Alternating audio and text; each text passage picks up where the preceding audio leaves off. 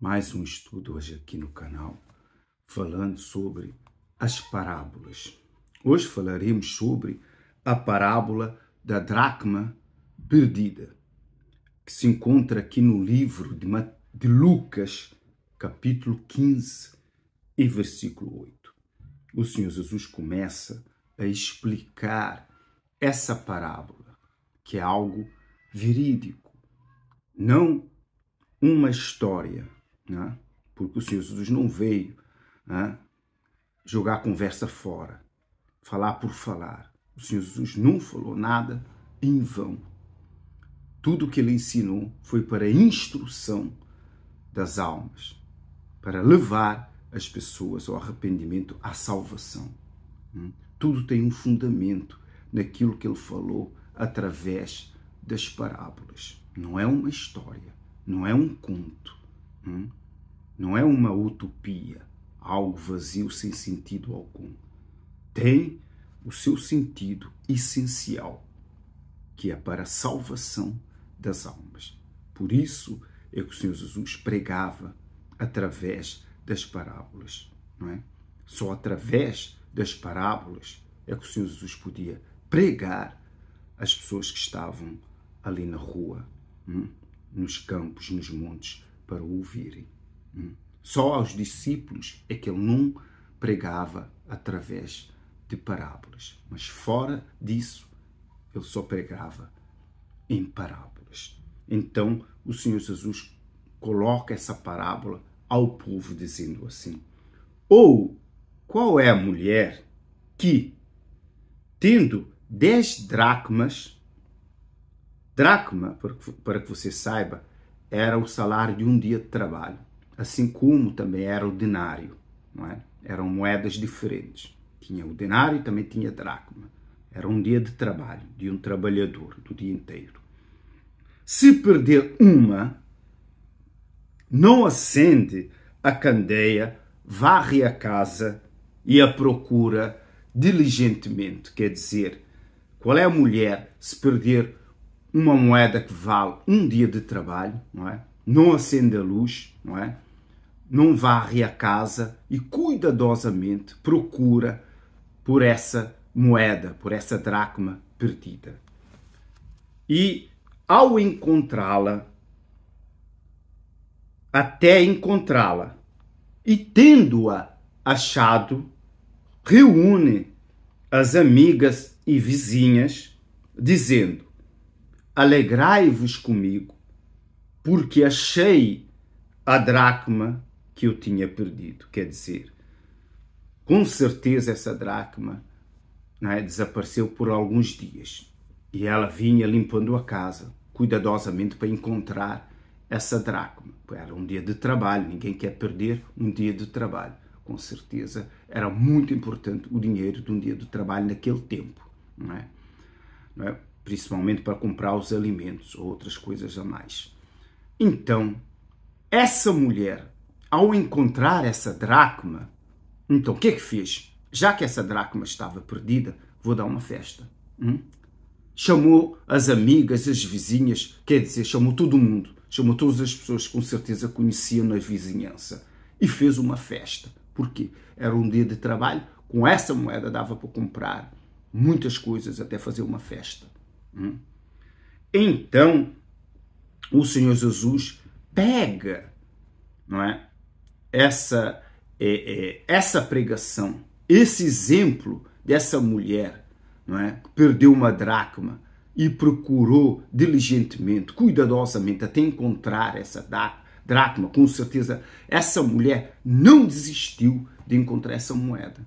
Com certeza desapareceu dentro da sua própria casa, mas cuidadosamente procurou até encontrar. Com certeza, isso deve ter acontecido em alguma parte do mundo. E o Senhor Jesus trouxe isso como se fosse uma parábola, porque só poderia falar ao povo através de parábolas. Então ele trouxe essa ilustração que é verdadeira, que as parábolas não são histórias para boi dormir, não é? São histórias verídicas que aconteceram e o Senhor Jesus traz, não é? Traz à luz a sua própria conversa, a sua própria instrução, para instruir o povo Então, o que é que ele fez? Não é? Ele trouxe esse exemplo dessa mulher que perdeu essa dracma e que não desistiu de a procurar, não é? Para mostrar que também o nosso Senhor Jesus não desiste de alguém que se perdeu, não é? A maioria das parábolas do nosso Senhor Jesus leva ao arrependimento, quase todas elas, não é? Porque só o arrependimento é que traz a salvação, não é? Quando a pessoa se arrepende, a pessoa, não é, tem a oportunidade de ser salva, de entrar no reino de Deus, não é? E após o reino de Deus, entrar, quando morrer, no reino dos céus.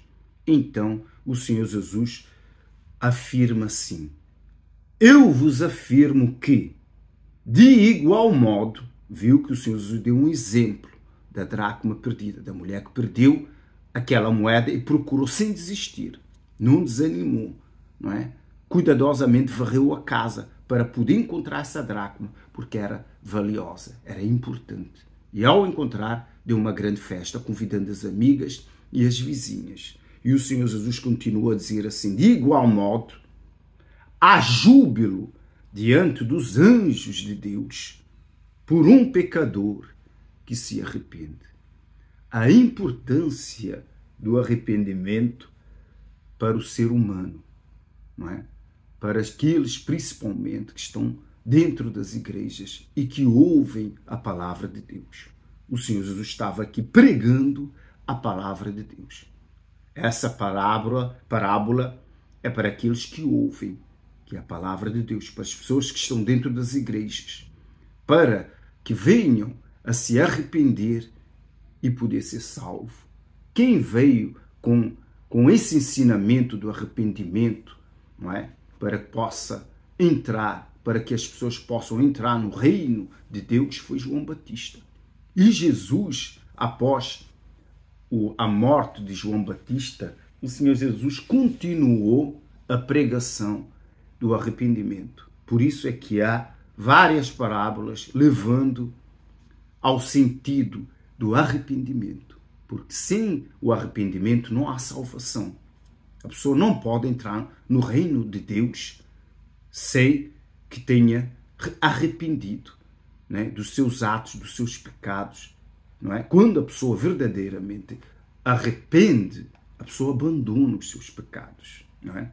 Se você diz que se arrependeu e não abandonou os seus pecados, não é? Com certeza você não se arrependeu. Talvez seja um remorso que você sente, mas não um arrependimento.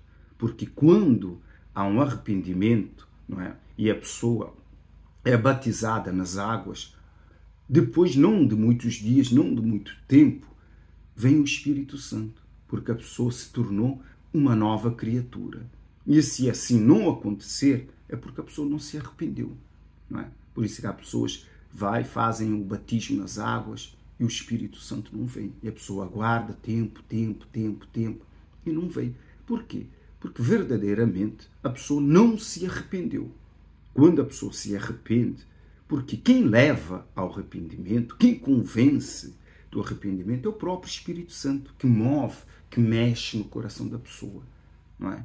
E leva a pessoa ao arrependimento. E quando a pessoa se arrepende por causa do poder do Espírito Santo que move na alma, no coração, então tudo aquilo que a pessoa tem dentro do coração, rancores, mágoas, tudo o que tem guardado, que não é bom, diante dos olhos de Deus, é removido, não é? Pelo Espírito Santo através do arrependimento. Então a pessoa se encontra livre, liberta, o coração livre, liberta. Então o Espírito Santo prepara a entrada nesse coração.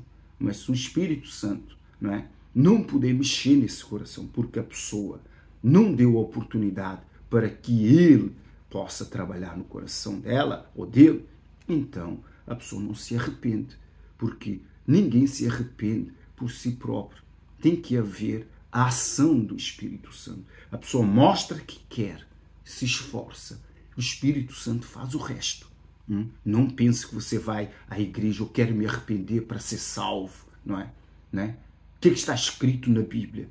Apresentei frutos de arrependimento.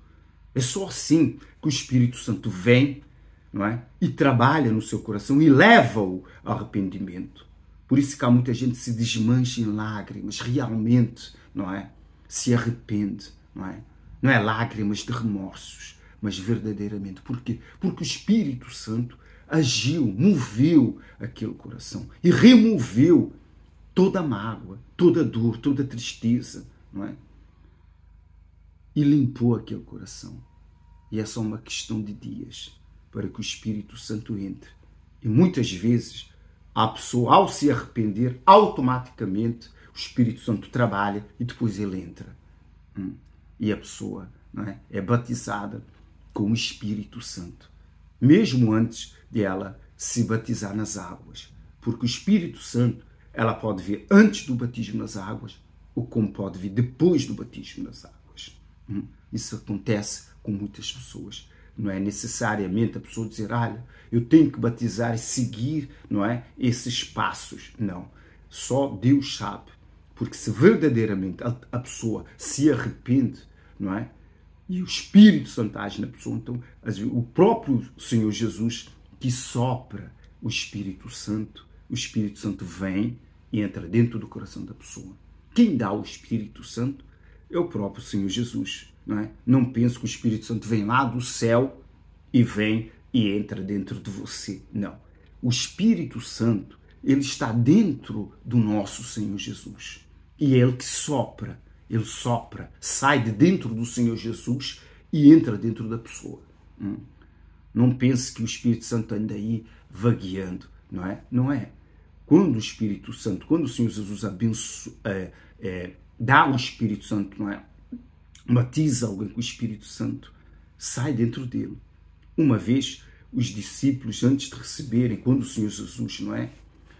Ressuscitou, ele veio, encontrou os discípulos trancados dentro de uma casa porque estavam com medo dos judeus após a morte do nosso Senhor Jesus. E quando o Senhor Jesus se apresentou para eles, né, dentro daquela casa, porque a porta estava trancada, isso está escrito lá em João, o Senhor Jesus soprou sobre eles o Espírito Santo. Se ele soprou, porque o Espírito Santo está dentro do nosso Senhor Jesus, não é? E o Espírito Santo é o próprio Espírito de Deus, também está dentro do próprio Deus. E o Espírito Santo também é uma pessoa que está fora do próprio Deus, também. Não é? Por isso que nós chamamos que é o Deus Pai, o Deus Filho e o Deus Espírito Santo, não é? Quando o Senhor Jesus disse, quem vê o Pai, vê a mim, por que o Senhor Jesus disse isso? Por quê? Porque o Espírito Santo estava dentro dele. E o Espírito Santo é o Pai. Não é? E quando nós recebemos o Espírito Santo, a gente recebe quem? Recebe o Pai. Mas quem nos deu o Pai? Foi o Filho. Foi o Senhor Jesus, que soprou o Espírito dele, que está dentro dele, para nós. Assim é que nós somos batizados com o Espírito Santo. Quando o Senhor Jesus foi se batizar ali nas águas, não é? O Espírito Santo vem em formato de pomba e desceu dentro do nosso Senhor Jesus e habitou no coração dele, não é? Mas hoje em dia, quem dá o Espírito Santo é o Senhor Jesus, que conhece todas as almas, que sabe quem verdadeiramente se arrepende e ele sopra. Sai dentro dele o Espírito Santo. E o Espírito Santo passa a fazer parte da vida dessa pessoa que o recebeu e passa a ter o Deus Pai, o Deus Filho e o Deus Espírito Santo dentro da própria pessoa. Quer dizer, nós passamos a temos um Deus dentro de nós, que é o Espírito Santo.